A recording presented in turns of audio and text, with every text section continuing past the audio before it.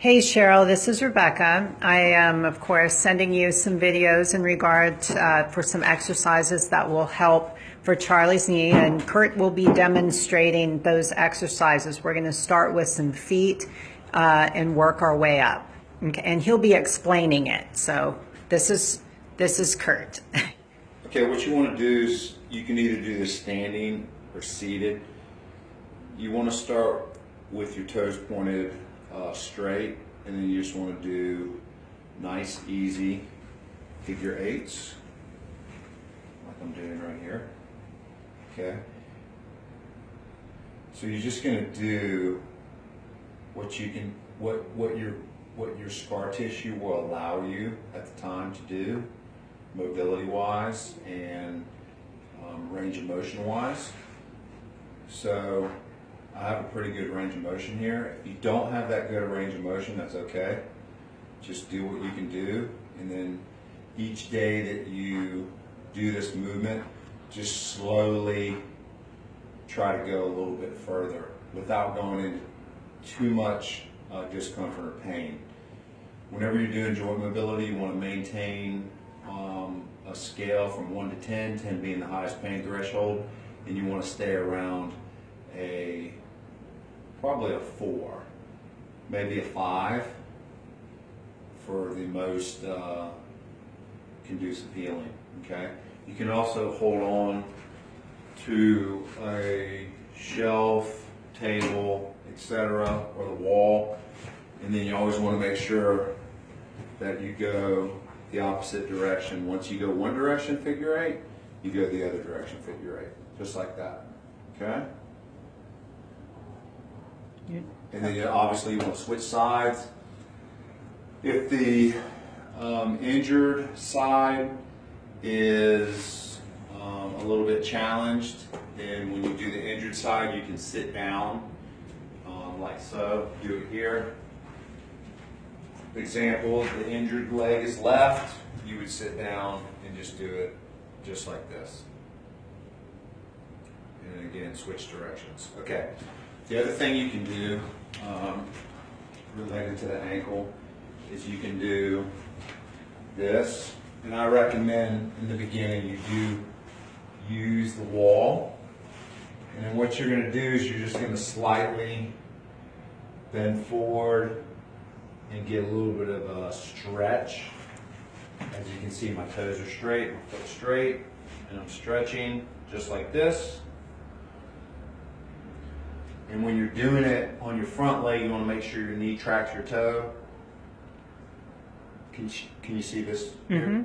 You want to make sure the knee does not go beyond the toe. You want to make sure it tracks. Okay, so then what you want to do is you want to turn to your big toe and then slightly move forward like this. Notice I have a slight pumping action with the other leg. So I'm opening up that ankle too. And then I turn here to the pinky toe, and then I do a slight pumping action here. In the realm of repetitions, you can do, in the beginning, start with around 10 to 20, and then work your way up. If 20 proves to be a little bit painful, start at 10, and then keep that per week, and then add 5 each week as you progress. Okay, the next thing you want to do is I want to roll my foot. I want to start at my large toe, roll all the way, and just do a circle on the floor. So I go big toe all the way to small toe, just like this. But I keep contact with all of my toes on the ground. It's probably best if you do this.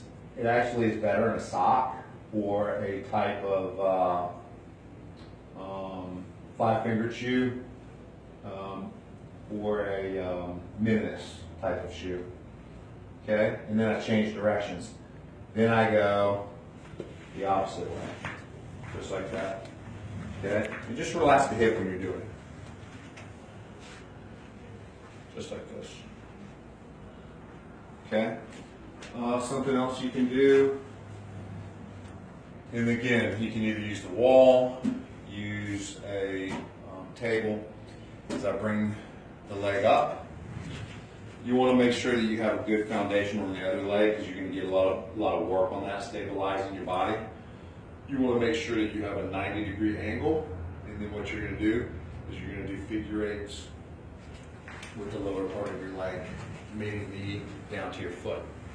You can do figure eights, and then you can change directions, figure eight the other way, just like that. And again, start with about 10.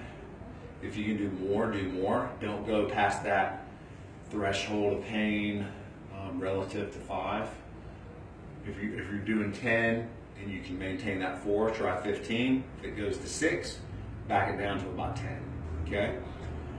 And then what you want to do after that, if your hip will allow, is you want to go to the side and then do figure eights to the side like this, where your leg is actually out laterally, okay? And then you change directions, just like that. And that will really open up your hip, and if there's any type of scar tissue in there, it will really assist with that. Do we have? We have some what? IT band, vastus lateralis, all that kind of stuff. Hamstring. Okay, so what we want to do. And quad.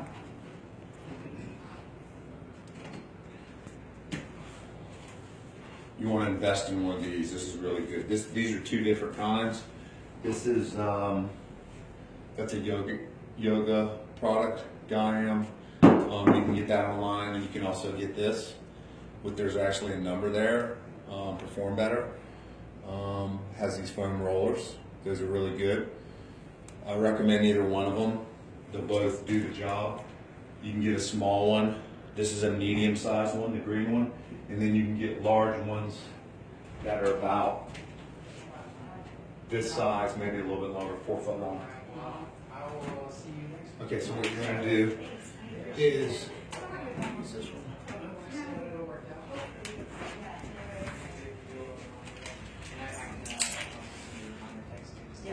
We're going to start with our knees. Let me get on our elbows, and what we're going to do is we're going to use our elbows as a kickstand, and then what I'm going to do is I'm going to use my other foot. Hey, do the video. Okay. I'm going to use my other foot as also a support, and then I'm just going to slowly roll that leg out, just like that. And then I can take that from the hip, and then I can go all the way to the knee with it. But I use my elbows kind of as a guidepost. Now notice something too here, a detail. You want to make sure that your back is not collapsing. You want to make sure that you flex your stomach somewhat, so you keep that stomach engaged, so the spine stays neutral. Okay, and then I'm gonna just roll all the way down. And I want to do this probably more so. In the beginning, you may only be able to do it for about 20-30 seconds, and then you have to take a breather. But you want to work up to about 2 minutes each side of the leg. And then I go to the side. Now in this position, I use this. So I put the leg out, and I slowly roll all the way down to the knee, and then all the way down to the hip. All the way to the knee, all the way to the hip, just like that. Okay? And just like that, nice and easy. And then I want to switch.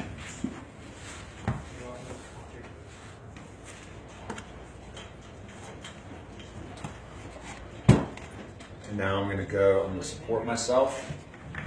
And I'm just going to go from the back of the knee. I'm going to roll the entire hamstring all the way to the butt. And then I'm going to come all the way down. I can actually go on the calf too, which actually is a great release for the calf like this. And notice what I'm doing, I'm using my hands and my foot as a kickstand and a stabilizer in order to do this. And I just roll that out. A lot of times there's a lot of tension that's created because the calf itself ties in here behind the knee, and then the hamstring ties in behind the knee. So that's a good place to roll and release, especially if there's knee issues. And then I just slowly, just kind of walk my body back and forth like that. And again, in the beginning, you may only be able to do it 30 seconds, but then you want to work up to a minute, and then ultimately 2 minutes per section of the leg. Okay. Thank you. Hopefully this is helpful for you.